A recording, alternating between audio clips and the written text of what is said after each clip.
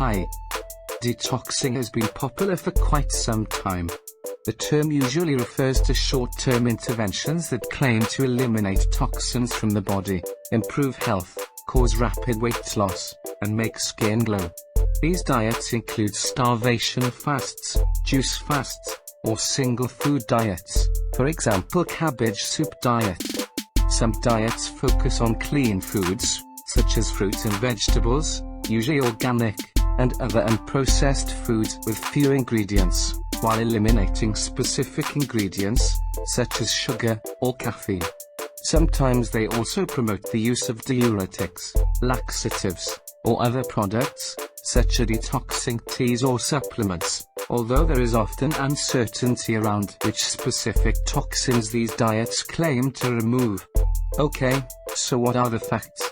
A recent critical review showed that there is no evidence for the effectiveness of detoxing on weight loss or toxin elimination. In humans, toxins are removed from the body by the liver and kidneys, which break down and excrete these toxins as part of their normal bodily function, regardless of diet. So far, the European Union has refused authorization of detoxification health claims for 10 foods or ingredients due to lack of evidence. Moreover, although it is great that some of these diets promote eating lots of fruit and vegetables, individually, no fruit or vegetable can provide us with all the nutrients we need to maintain optimal health.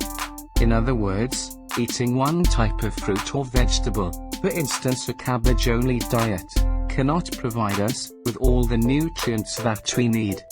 Do we need to detox from sugar? Detoxing from sugar, in particular removing all sources of added sugars from the diet, has become a fairly popular form of dieting. This is mainly because sugar has acquired a not-so-sweet reputation in the media, where it is frequently described as toxic, poisonous and addictive. While sugar is not toxic in the average amounts consumed in Europe, the fact remains that many Europeans do not stick to intake recommendations. Overconsumption of sugar has been linked with obesity and dental caries, tooth decay, so while there is no need to go on a sugar detox, it is best enjoyed in moderation. Concerning addiction, research has found little evidence to support sugar addiction in humans.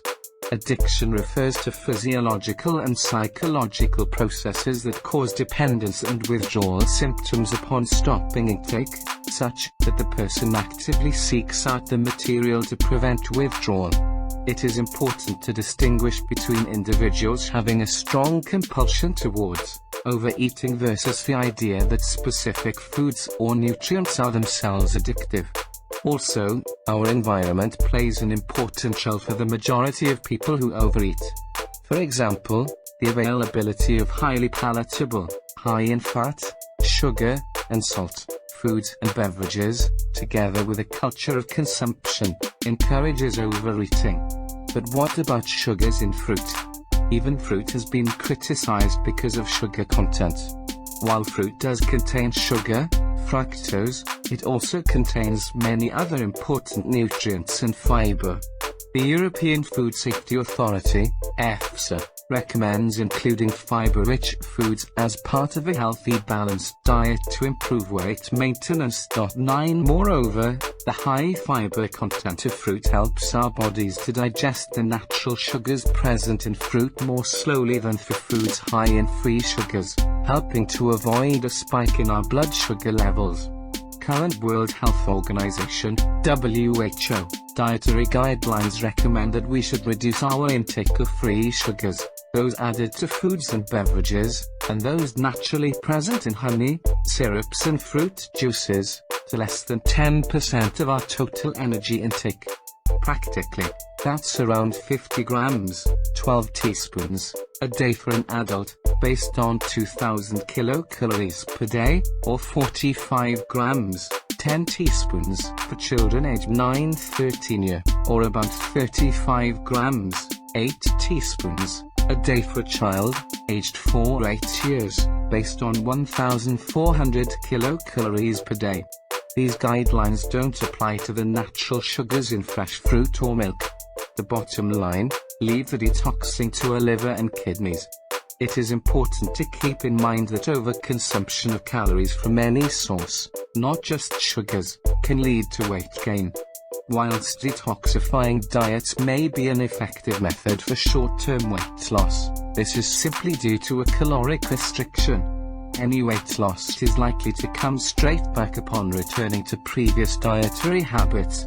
Significant caloric restriction and elimination of foods in these diets can also be dangerous, as they do not provide a sufficient energy intake or the nutrients required for general health and well-being, potentially impairing physical and mental health. So, don't fall for this fad. Aim for a healthy, balanced diet and leave the detoxing to your kidneys and liver. Don't forget to follow the subscription. Thanks for watching. Stay healthy.